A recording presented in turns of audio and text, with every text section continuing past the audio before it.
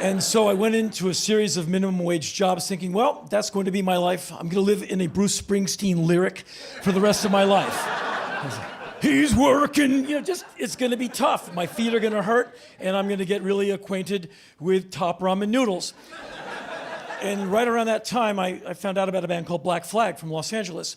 And they were as angry and as crazy as I was. I'd hear their music, and finally, that's what I'm talking about.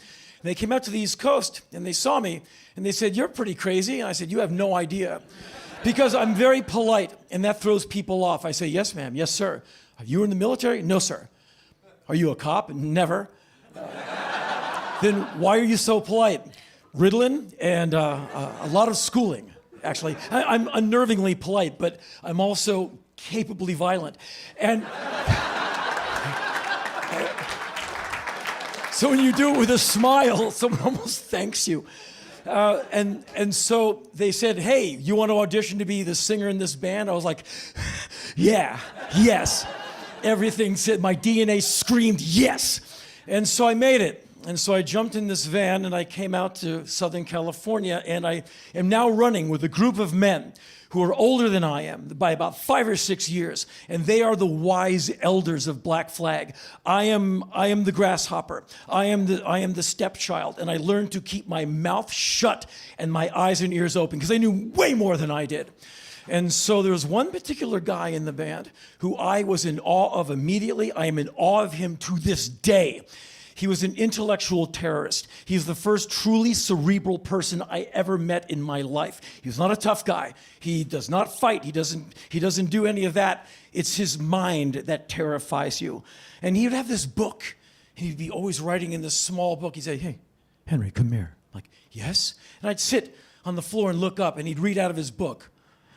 One day, we'll give everyone knives and guns and let them kill each other off. And the people who remain will be the true rulers of mankind. And you're like, really? How about we just go to band practice? But he was so persuasive. He wore shirts with no sleeves, so you had the biceps going. And he had this scuba knife, and he would plunge it into a can of pineapple.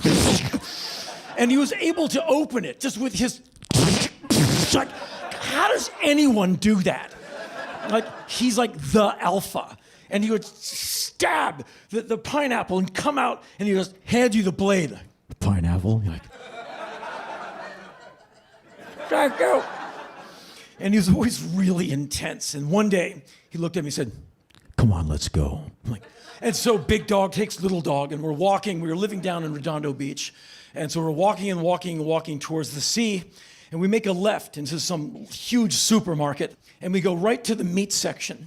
And he grabs a steak in its cellophane and styrofoam, tears it open, rips the meat in half, just hands me half of it. And he plunges part of it into his mouth, and he's eating it. I'm like, and I start eating it too. The entire supermarket is just silent, looking at these two men. I'm such a good boy. I was raised honest. I worked for a living. Oh, golly, don't we have to pay for this?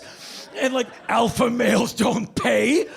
Like, we're on the Serengeti of the South Bay. We just take meat.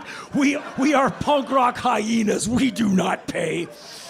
And if this meat stood still long enough to be eaten, we deserve to have it. And so we walk out, and everyone is like, yeah, that's okay. Have a great day. And we're like, we'll be back later.